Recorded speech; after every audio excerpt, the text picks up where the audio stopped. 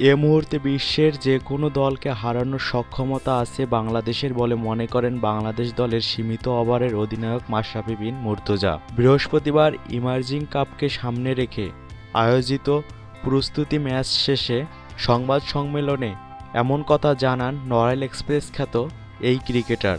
মাশরাফি বলেন, বাংলাদেশ এখন যে কোনো দলকেই হারাতে পারে।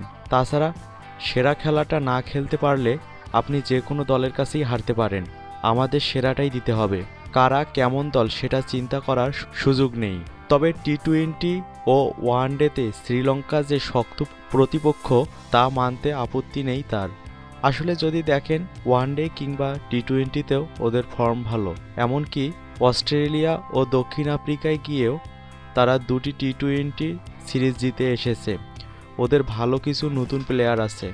আমার মনে হয় টি-20 ও ওয়ানডেতে ওরা এখন ভালো দল। সম্প্রতি ঘোষিত ওয়ানডে স্কোয়াড নিয়ে আলোচনা সমালোচনা চললেও অধিনায়ক জানিয়েছেন তার সন্তুষ্টির কথা। ভালো স্কোয়াড হয়েছে। যারা আছে আশা করি সবাই ভালো করবে। সবাই ফর্মে থাকলে খেলতে সুবিধা হয়। যারা আছে আমার বিশ্বাস আমরা ভালো করব।